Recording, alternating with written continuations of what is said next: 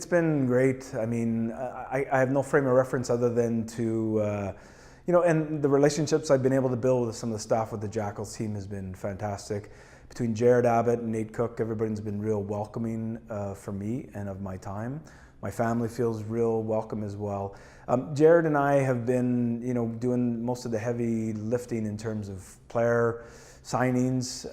We have a real good method where we're able to, I speak about a player, Jared's able to speak to the player, and as long as we both have good feelings on whether this player's a good fit, we move forward with a contract offer. And touch wood, we've been fairly successful and I'm not sure that we've actually lost out on any player that we've gone after hard.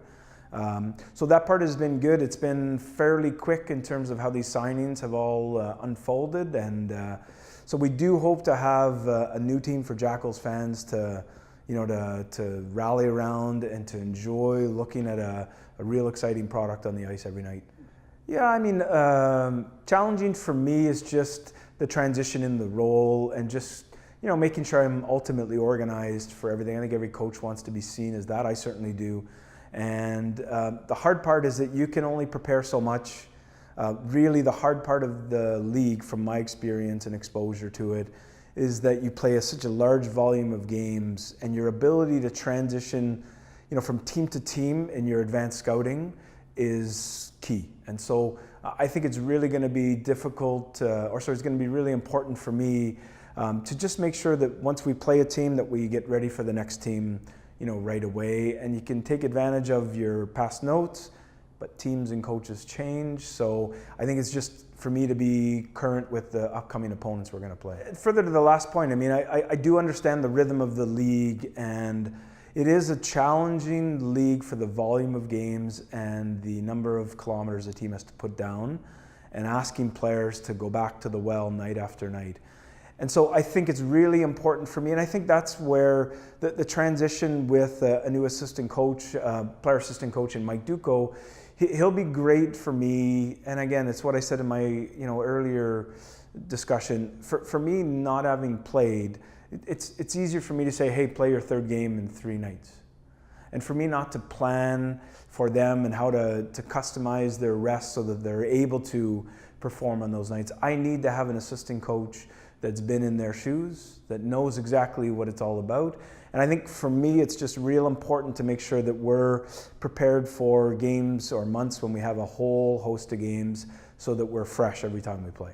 Mike and I obviously were together last year in Evansville. I developed a real good relationship with him. I have a lot of faith, a lot of trust. He's been around some very great coaches and hockey environments. I'm going to trust and rely on him to be honest with me. Sometimes as a coach, that's the hardest thing, is you don't have somebody that you trust that's around you that can give you good objective feedback on how things are going, because you have to make adjustments during the year. So I'm going to rely on his ability to be honest with me and say, hey Dave, maybe we should tweak this, tweak that. Beyond that, he's going to have a great ability to relate to players. And Mike, since he played in the NHL, the American League, and the ECHL, he knows the mindset that you need to have to succeed and ascend in hockey. So he's been, fourth liner that hasn't played, a lot of minutes in the NHL versus the first liner in the ECHL and a role player, a regular player in the American League. So he knows the mindset of every player that's going to be dressed in our lineup. He's primarily going to focus on the D. But he and I will work back and forth with, just giving feedback to players. Mike Raja is also going to make, going to dip his toe into the coaching world. Mike is somebody that I coached in Japan before. He's a 31-year-old, real good pro, wants to transition into coaching. And so between both Mikes and myself, we'll be able to learn from each other and hopefully, make sure that our players have resources to go to that isn't just the coach. They can go to one of their teammates that's got their back and understands what it takes to get to the next level. So I've been transparent. I want a team that has 3 real distinct traits. I want a team to be fast, a team that's smart, and a team that competes. And those are easy words to come out of my mouth, real difficult to entrench that identity. So we're going to try and achieve that identity on a game-to-game basis. So we hope we're an exciting team in all of that. I think those are the ingredients that have us hopefully have the puck on our stick the majority of the time. I'm not sure that I've changed a little bit with how I like players in terms of physical play. I think early on, and I think the game has changed that way too. Earlier on, it was a little bit of smash mouth and just really try and wear teams down. And I'm a little bit more, I think of how I see the NHL being played right now, which is real aggressive, back-checking players, real aggressive gap at our blue line. And so I want to be a team that has the puck back on our sticks as many times as possible. First and foremost, and every coach will say this, is I want a good person. I've been around enough players of questionable character to know that it just doesn't end well. So you can think, I think this guy is going to turn it around, but for the most part, the Leopards and the Spots are irreplaceable. So I look for good people first and foremost. It depends on where they are in the spectrum of the ages. If they're an older player and a veteran, I want to make sure very importantly that they're fit and that they're going to be a good example for our younger players on how to be a good pro.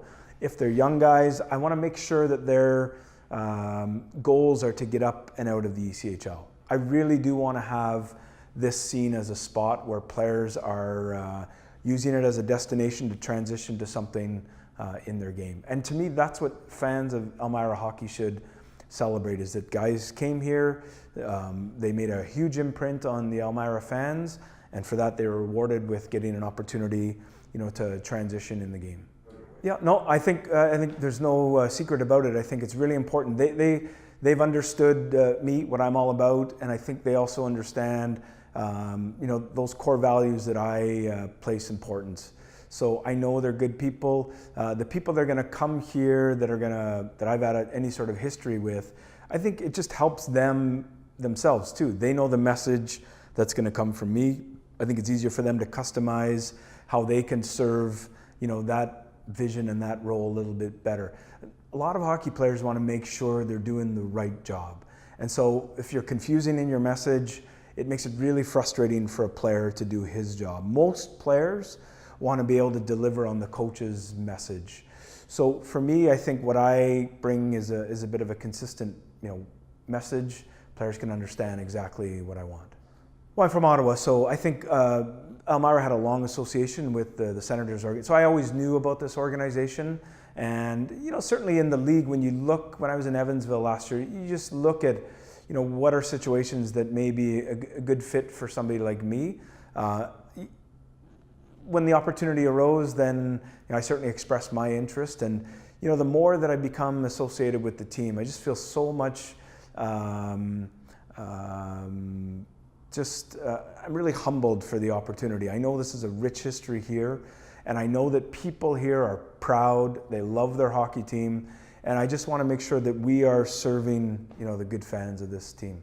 So Mike Radja will be a legit sniper. He'll be somebody, and Jackals fans already know him. He finds the back of the net somehow. So he's one of those lurky guys that will go find an open ice in the offensive zone, and the puck will be fished out sooner rather than later. Dalton Leveille is probably the fastest player that is going to skate on this ice. I mean, I know you had McPherson last year, but Dalton is hands down among the fastest players that I've been around. Very smart offensive player, and will be real capable of producing offensively. Tyson Fawcett. Tyson is one of those guys that just has a ceiling in the game that's not yet determined. He is a smaller guy in size, but he's got a man's heart, and he is feisty. He is also one of those guys that will go to the net, go to difficult areas to play. Fans will love him for how he'll stick up for his teammates and be a real hard player to play against. I think Andy Isles, it's real good for us to have a veteran goalie. He's got local connections around here. Be good for us as a team to have somebody that's played. He played through the NTDB program with USA Hockey. So I know that he's come through a winning program, and I think he'll be able to bring maturity and a real good professional attitude, with our team. Benjamin Diodé-Favel has roots and connections to this area. He's a big, strong, tough defenseman. He's got tons of international experience.